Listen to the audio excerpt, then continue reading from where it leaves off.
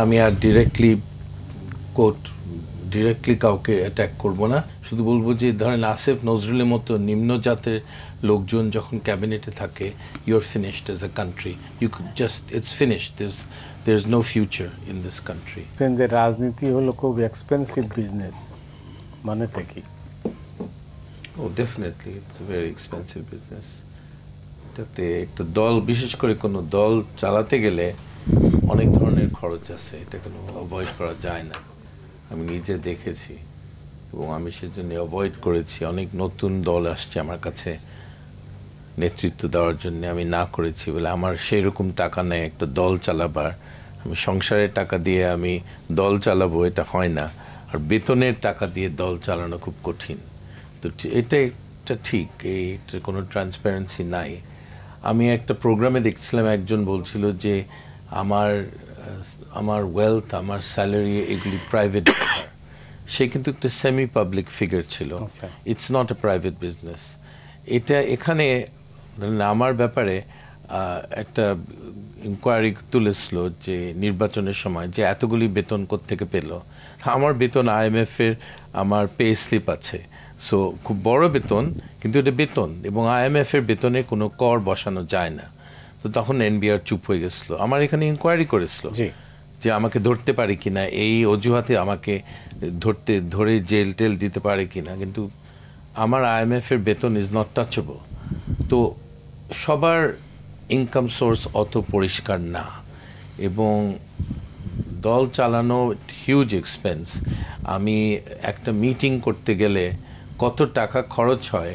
এই যে ছেলেরা যে মিটিং করলো মানিক মিয়া অ্যাভিনিউতে, লোকে বলে 50 থেকে 200 কোটি টাকা খরচ হয়েছে। কোথা থেকে আসলো টাকাটা আমি জানতে চাই। আর মানিক মিয়া অ্যাভিনিউতে কেন সরকার তাদেরকে একটা নিবন্ধিত না এই দলটি তাদেরকে এই অনুমতি কেন দিল, অনেক প্রশ্ন আছে। আর এতগুলি টাকা পেল কোথায়? সো টাকা বাংলাদেশ পলিটিক্সে হ্যাজ বিকাম আ ফ্যাক্টর। এটা আনফর্চুনেটলি শেখ হাসিনা এটাকে আরও ইম্পর্টেন্ট করেছে।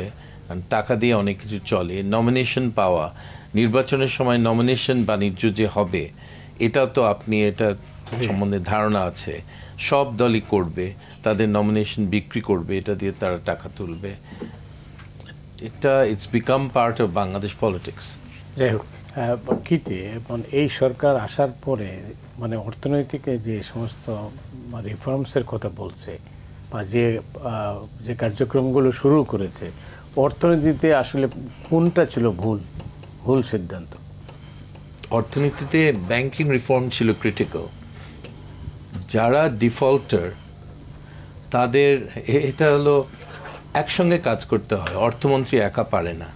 অর্থমন্ত্রী এবং আইনমন্ত্রী মিলে এটা করতে হয়। আইন উপদেষ্টা তো একটা ইউজলেস একটা লোক, সেকেন্ড ক্লাসও বলবো না, তাকে থার্ড ক্লাস একটা লোক বলবো। তার যোগ্যতা এই পজিশনের জন্যে নাই।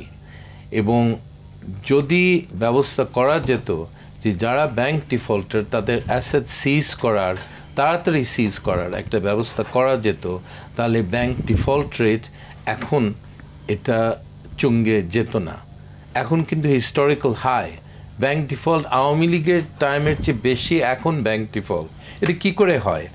মানে আমার প্রশ্ন হলো এটা কি করে হয়? তোমরা ব্যাংক ডিফল্টের প্রচুর অ্যাসেটস আছে, অ্যাসেট সিজ করা আমাদের আইনি ব্যবস্থায় কোনো সুযোগ নাই। এটা ঠিক না করলে কোনো ইমপ্রুভমেন্ট হবে না। Banks are critical to the private sector growth, they are just critical. And ব্যাংকসগুলির পুরো গভর্নেন্সে ডিফেক্টিভ। নির্বাচনটা পরে কেন দেবে আপনার মনে হচ্ছে? তার কারণ তারা তো বলছেন যে ফেব্রুয়ারির মধ্যেই নির্বাচন হবে। আমার জাস্ট ভিতরের আমার ধারণা, কারণ যারা দুর্নীতি করছে, অনির্বাচিত একটা গোষ্ঠী, তারা খুব সহজে ক্ষমতা ছাড়বে না আমার বিশ্বাস। তারা এই সুযোগটা নিবে, তারা 3-4 বছর দেশটাকে লুট করে তারপরে যদি শান্ত হয় তারা যাবে, তার আগে যাবে না। এটা সম্ভব না। এটা কি আপনার অভিজ্ঞতা থেকে বলছেন নাকি না কোনো খবর রয়েছে আপনার কাছে? খবর মানে আমার ওদের মধ্যে যে আলোচনা হয় এটা থেকে আমি যে শোনা যায় যে এটাই তাদের পরিকল্পনা। তো আমি অফিশিয়াল স্টেটমেন্টগুলি আমি বিশ্বাস করি না। আমি দেখব এপ্রিলে দেখব কি অবস্থা দাঁড়ায়। তারপরে বোঝা যাবে, ঠিক না? বেশি দিন তো বাকি নাই। না, এখন তো তারা নির্বাচনের মানে তফসিল বা শিডিউল তারা অ্যানাউন্স করে করুক, দেখা যাক। অনেক কারণ পাওয়া যায় নির্বাচন না করার, দেখবো আমরা কি করে তারা, কোন পথে তারা যায় এখনো বোঝা যাচ্ছে না। কিন্তু তাহলে এই পরিস্থিতি সামাল দিবে কিভাবে? তাদের বিরুদ্ধে কোনো বিরাট আন্দোলন হবে আমার ধারণা না, কারণ বাংলাদেশে একটা বিরাট আন্দোলন হয়েছে, জনগণ আবার দ্বিতীয়বার ওরকম করে জেগে ওঠার এত সহজে হবে না। সো এটার সমস্যা আছে, তো এটা সামাল দিতে পারবে তারা। এই মুহূর্তে বাংলাদেশের যে রাজনীতি, তাতে এই ভূ রাজনীতির কোনো প্রভাব আছে কিনা? এই সব সময় থাকে। বাংলাদেশ দশম শতাব্দীর পর থেকে এটা বাইরের থেকে চালিত এই দেশটা, সো এটা বাইরের প্রভাব তো পড়বেই। এই মুহূর্তে বাইরের বড় শক্তি যারা বাংলাদেশে ইন্টারেস্টেড, আমেরিকা আর ভারত, তাদের পছন্দের এবং অপছন্দের দল আছে এবং তাদের পৃষ্ঠপোষকতা করছে, ডিরেক্টলি বা ইনডিরেক্টলি করছে, আর তাদের বিরোধিতা করছে। খুব দুশ্চিন্তা। আমেরিকানরা তো চায় তাদের পছন্দের সরকার, আর আমেরিকানরা চায় গণতন্ত্র। আমি ওদেরকে বুঝিয়েছি এই দুইটা একসঙ্গে পাবে না। গণতন্ত্র চাও, না হলে তোমাদের পছন্দের সরকার চাও, দুইটা তুমি পাবে না। কিন্তু তারা জিনিসটা বুঝে না। তারা বলে না, আমাদের পছন্দের সরকার হতে হবে আর গণতান্ত্রিকভাবে ওদেরকে আনতে হবে। ওকে, চেষ্টা করো। সো তাদের পছন্দের এর অপছন্দের দল আছে, যাদেরকে অপছন্দ করে তাদেরকে বিভিন্নভাবে তারা অসুবিধায় ফেলার চেষ্টা করছে, এখনও করছে। সো এটা তারা সেই দলটি রোধ করতে পারবে কিনা আমার সন্দেহ। তাদের সেরকম দক্ষতা এবং বুদ্ধি আছে কিনা, দেখা যাক। না, কিন্তু তাইলে তো মানে পুরো জিনিসটাই অস্পষ্ট, মানে অনিশ্চিত।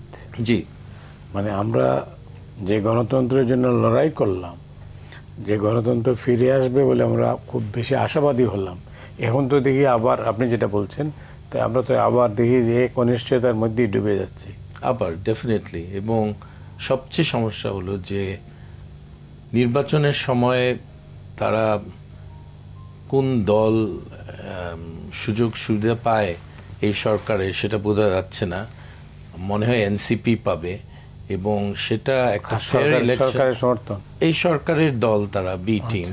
এখন এটা এই সরকারের দ্বারা কতটুকু একটা সুষ্ঠু নির্বাচন পাওয়া যাবে এই ব্যাপারে আমাদের অনেকের সন্দেহ আছে। তাদেরও একটু চিন্তা করা উচিত। তাদের একটা এজেন্ডা আছে, তারা একটা দলকে বাংলাদেশে প্রতিষ্ঠিত করতে চায়, এবং বড় দল যেটা এখন আছে বিএনপি, এটাকে তুচ্ছ তাচ্ছিল্য করে এটাকে কোনো মতে সাইডলাইন করা তাদের উদ্দেশ্য। দেখা যাক তারা পারবে কিনা, আমার সন্দেহ। কিন্তু এই প্রচেষ্টা চলছে, তাদের বদনাম করছে এবং চেষ্টা করছে তাদেরকে বিভিন্নভাবে তাদেরকে আটকায় রাখতে। না, যে দলটার প্রতি তাদের সমর্থন আছে প্রকাশ্যে বোঝাই যাচ্ছে, কিন্তু সেই দলটার অবস্থা তো আমরা লক্ষ্য করছি, দেশবাসীও লক্ষ্য করছে। এই অবস্থায় তারা কিভাবে টেনে নিয়ে যাবে? নির্বাচন একটা খুব জটিল প্রক্রিয়া হয় বাংলাদেশে। আমার এলাকায় আমি দেখছি 173টা ভোট কেন্দ্র, এগুলিকে দখল করা এবং দখল থেকে রক্ষা করা এটা খুব কঠিন কাজ। এবং সরকার যদি এই ব্যাপারে সিনসিয়ার না হয়, ইউ হ্যাড ইট, কোনো কিছু করার নাই। এটা জনগণ আপনার পক্ষে এটা কোনো ব্যাপার না। সরকারের একটা বড় ভূমিকা আছে, এবং আমি মনে করি যে এই সরকার doesn't come to the table with clean hands in the legal term. They have an agenda, and তাদের দ্বারা একটা ভালো নির্বাচন পাবেন না।